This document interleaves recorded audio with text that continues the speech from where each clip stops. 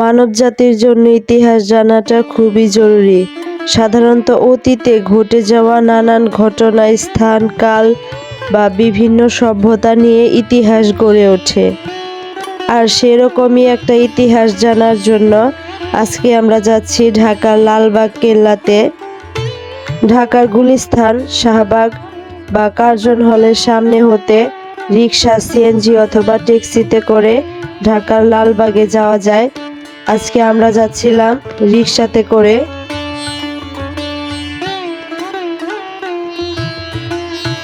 আমরা অলরেডি লালবাগ কেল্লার গেটের সামনে রয়েছি। আর এখান থেকে আমরা টিকিট কেটে নিয়েছিলাম। টিকিট কাটার পর আমাদের টিকিট দেখিয়ে আমরা ভিতরে যাচ্ছিলাম। আর আজকের দিনটি ছিল শুক্রবার, এই কারণে আমাদেরকে খুব তাড়াতাড়ি বের হতে বলেছিল। আর আমরা মাত্র হাতে সময় পেয়েছিলাম 1 ঘন্টা। তো ভাবছিলাম যে 1 ঘন্টায় আর কি দেখবো, যেহেতু আজকে শুক্রবার, এই কারণে জুম্মার নামাজের আগেই সবাইকে বের হতে বলেছে। তো ঢোকার সময় কিন্তু তারা এই কথাটি বলে দিয়েছিল, সবাইকেই খুব ভালোভাবে বলে দিয়েছিল যে 1টার আগে, দুপুর 1টার আগে এখান থেকে বের হতে হবে। সবাইকে ঢোকার সময় বলে দিচ্ছিল।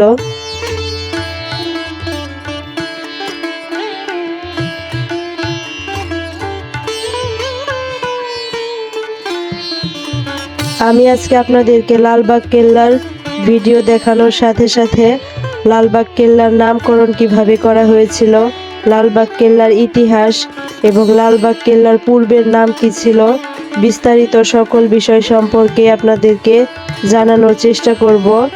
তো আপনারা ধৈর্য সহকারে সম্পূর্ণ ভিডিওটি দেখবেন। তবে এখনো পর্যন্ত যারা আমার চ্যানেলটিকে সাবস্ক্রাইব করেননি, অবশ্যই সাবস্ক্রাইব করে দিন। তবে আমি প্রথমে আপনাদেরকে লালবাগ কেল্লার বর্তমান অবস্থান সম্পর্কে বলে দিচ্ছি। লালবাগ কেল্লা ঢাকার দক্ষিণ পশ্চিমাঞ্চলে বুড়িগঙ্গা নদীর তীরে অবস্থিত একটি অসমাপ্ত মুঘল দুর্গ, যার কাজ শেষ হয়নি বা সম্পূর্ণ করা হয়নি। এই কারণে বলা হয়েছে যে এটি একটি অসমাপ্ত মুঘল দুর্গ। এটির নির্মাণ কাজ শুরু হয়েছিল 1678 সালে মুঘল সুবেদার মোহাম্মদ আজম শাহ কর্তৃক, যিনি ছিলেন সম্রাট আওরঙ্গজেবের পুত্র এবং পরবর্তীতে তিনি নিজেও সম্রাট পদপ্রাপ্ত হয়েছিলেন। লালবাগ কেল্লার নামকরণ, স্বাভাবিকভাবে যে কেউ যদি এর নামকরণ সম্পর্কে চিন্তা করে তাহলে প্রথমেই ভাববে যেহেতু এটা ঢাকার লালবাগের স্থানে অবস্থিত, সেহেতু এই কেল্লাটির নাম লালবাগ কেল্লা, যেহেতু লালবাগে অবস্থিত এই কেল্লাটি। তবে বর্তমান সময়ের জন্য সবার ধারণাটি আসলেই সত্য। বর্তমান সময়ে এটা ঢাকার লালবাগে অবস্থিত, এই কারণেই এর নাম লালবাগ কেল্লা। তবে পূর্বে কিন্তু এর নাম লালবাগ কেল্লা ছিল না। যখন এটি কাজ শুরু হয়েছিল, নির্মাণ কাজ শুরু হয়েছিল, তখন কিন্তু এই কেল্লার নাম ছিল কেল্লা আওরঙ্গাবাদ।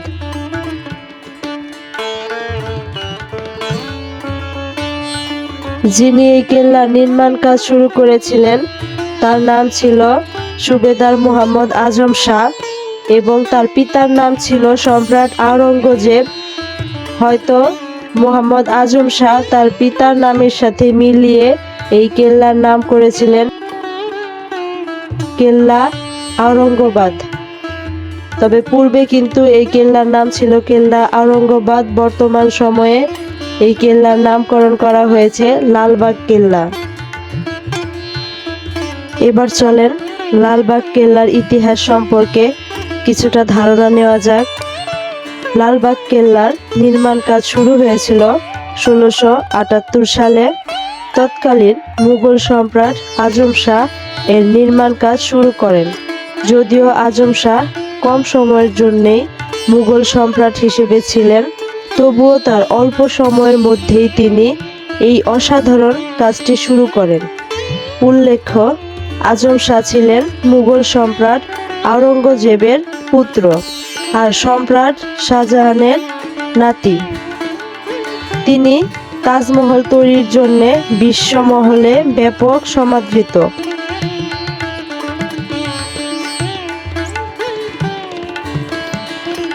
এই দুর্গ নির্মাণ কাজ শুরু হওয়ার প্রায় 1 বছরের মাথায় তার বাবার ডাকে তাকে দিল্লিতে চলে যেতে হয় সেখানকার মারাঠা বিদ্রোহ দমন করার জন্য। সম্রাট আজম শাহ চলে যাওয়ার পর দুর্গ নির্মাণের কাজ সাময়িকভাবে বন্ধ হয়ে যায়। তখন এই দুর্গ নির্মাণের কাজ আদৌ সম্পূর্ণ হবে কিনা তা নিয়ে সংশয় দেখা দেয়। কিন্তু সকল জল্পনা কল্পনার অবসান ঘটিয়ে তৎকালীন নবাব শায়েস্তা খাঁ পুনরায় লালবাগ কেল্লার নির্মাণ কাজে শুরু করে দেন। কাজ থেমে যাওয়ার প্রায় 1 বছর পরে পুরো উদ্যমে আবার কাজ চলতে থাকে দুর্গ নির্মাণের। তবে শায়েস্তা খাঁ পুনরায় কাজ শুরু করার প্রায় 4 বছরের মাথায় দুর্গের নির্মাণ কাজ আবারও বন্ধ হয়ে যায়। এরপর দুর্গটি নির্মাণের কাজ আর শুরু করা হয়নি। নবাব শায়েস্তা খাঁর মেয়ে পরী বিবি মারা যাওয়ার কারণেই মূলত শায়েস্তা খাঁ লালবাগ কেল্লার নির্মাণ কাজ বন্ধ করে দেন। পরী বিবির মৃত্যুর পরে সবার মধ্যে দুর্গটি সম্পর্কে বিরূপ ধারণা জন্ম নেয়। সবাই দুর্গটিকে অপয়া ভাবতে শুরু করে দেয়।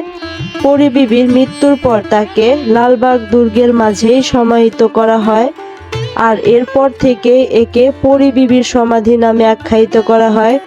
পরী বিবির সমাধি যে গম্বুজটি আছে তা এক সময় স্বর্ণ খচিত ছিল, কিন্তু এখন আর তেমনটি নেই। তামার পাত দিয়ে পুরো গম্বুজটিকে মুড়িয়ে দেওয়া হয়েছে।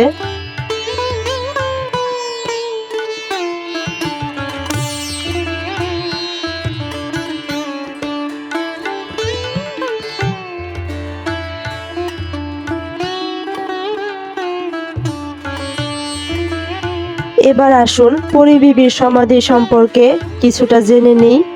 এই ভবনটি মুঘল সুবেদার শায়েস্তা খানের প্রিয় কন্যা পরী বিবির সমাধি নামে পরিচিত। বাংলাদেশের এই একটি মাত্র ইমারতে মার্বেল পাথর, কোষ্ঠী পাথর ও বিভিন্ন রঙের ফুল পাতা সুশোভিত চাকচিক্যময় টালির সাহায্যে অভ্যন্তরীণ 9টি কক্ষ অলংকৃত করা হয়েছে। কক্ষগুলির ছাদ কোষ্ঠী পাথরের তৈরি। মূল সমাধিসৌধের কেন্দ্রীয় কক্ষের উপরে কৃত্রিম গম্বুজটি তামার পাত দিয়ে আচ্ছাদিত ছিল।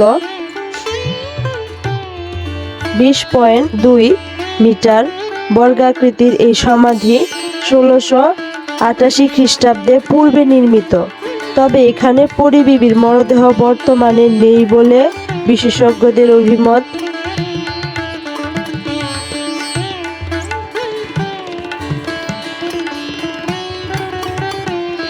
বিশেষজ্ঞদের মধ্যে অনেকেই মনে করে পরী বিবির মরদেহটি বর্তমানে এখানে নেই। তবে আপনারা এই লালবাগ কেল্লায় আসলে কিন্তু এছাড়াও আরো অনেক কিছু দেখতে পাবেন।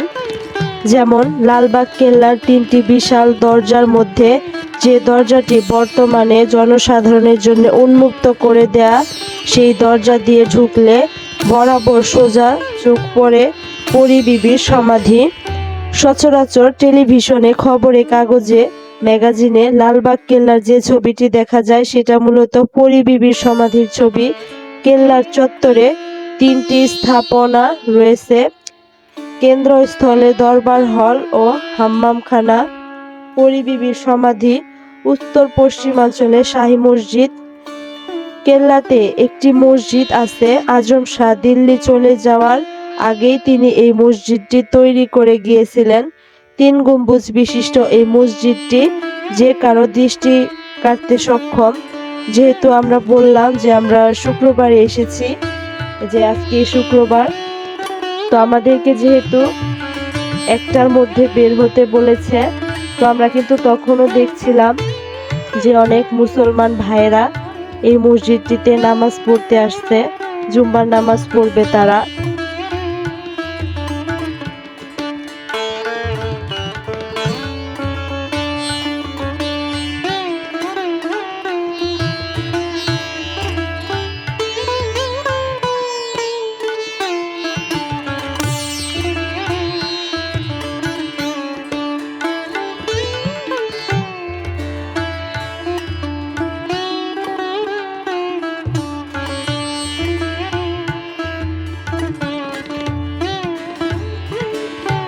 তবে আরও একটি কথা, আমার আজকের পর্বের এই ভিডিওটি যদি আপনাদের কাছে সামান্য পরিমাণেও ভালো লেগে থাকে তাহলে অবশ্যই আমার চ্যানেলটিকে সাবস্ক্রাইব করবেন এবং ভিডিওটিতে একটি লাইক দিবেন এবং শেয়ার করে অন্যকেও দেখার সুযোগ করে দিবেন।